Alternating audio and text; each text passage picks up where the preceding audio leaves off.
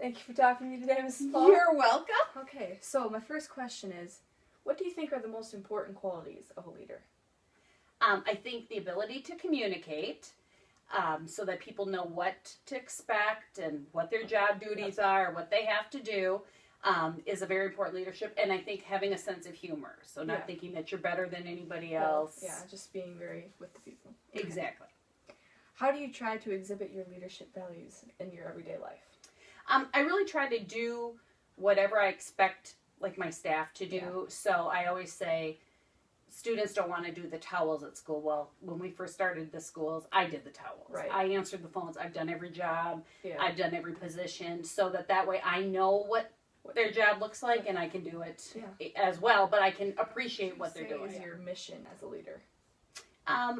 I hope my mission is to have people find balance between their professional life and their personal life. I don't think anybody should be working 80 hours a week. I think that's ridiculous. Yeah.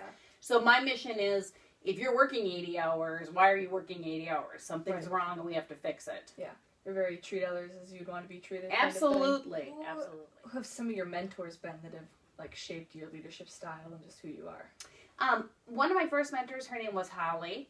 She was my boss in one of my first jobs, and she was very supportive of her team, encouraging their education. She helped me get my master's degree.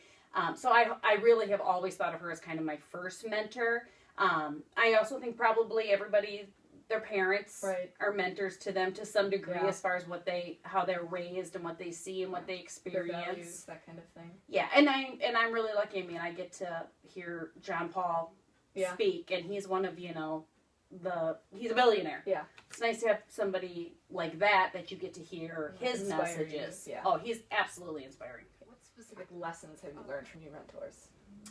I think being kind, probably just being nice to people. Right. I heard somebody say it once, talking about John Paul, and it's rich yells, but wealth whispers. Mm-hmm. So people who think, oh, I'm so rich and I have everything, they're always bragging about it and always telling everybody and doing it. But people like John Paul that are truly wealthy, they are humble, they are nice to people, they ask what they can do for you, they're very generous with themselves. So probably that's been a big one. How do you approach challenges? With patience. That's probably the hardest thing I've ever had to learn, is being patient.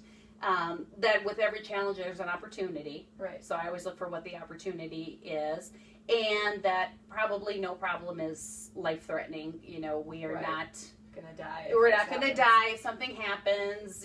People might get cut with their scissors or, get a little chemical on their shirt, but just got to keep going. Yeah. So you mentioned opportunities. So what opportunities do you think that have stood out to you that kind of defined who you are and what your leadership is like?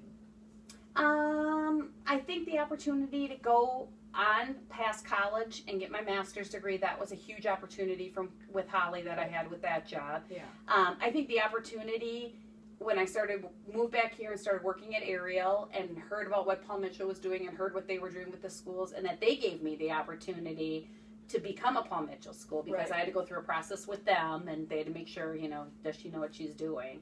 So now we get the opportunity to expand, to grow because of those initial kind of relationships. Right. So back kind of on the challenges, do you think that failure makes someone a bad leader, or that it kind of tips them on the scale one way? I think it depends on how they react to failure. Right. So if you fail and you start screaming at everybody and yelling and you're mad and you quit, then you're a bad leader. Right. But if you fail and you recognize, I like to say failure is not fatal. Right. So if I am going to fail, and I'm going to fail 100 million more times in my life, but if I do fail, I have to recognize it and I just have to figure out what did I do wrong. And just go from there. And if you could do it all over again, what would you do differently or do the same? I honest to God, and I mean this, I would never do anything different. If I had to do it over again. Even if I knew everything that I was going to go through again, I learned from it. So I don't ever consider changing anything, because there was a reason something worked or didn't work, right? And I learned from that. Say that you're a leader all of the time? No. No. I also think I'm a follower. I mean, Right, I have to listen to people in Paul Mitchell, and they have to tell me what to do. I mean, I don't get to choose a lot of times what I want, and I don't always agree with everything. So I have to, abide by what they're deciding. Yeah. What advice would you give to people following in your footsteps?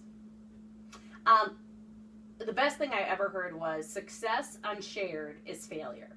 So no matter what, if you're leading and you're being successful, you need to share that. And whether it's sharing it by giving information to other people, supporting events, helping somebody else out, mentoring somebody else yourself, if you're going to truly be a leader, and when you're successful, share that success with everybody else. Right. So just, finally, to conclude, just kind of being humble and just, making sure you're at the same level with everyone else so that.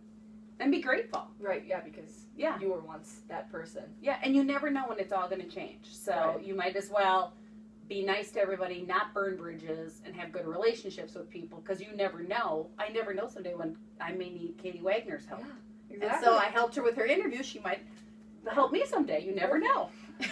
All right, well, thank you for talking to me today. You are welcome. Thank you.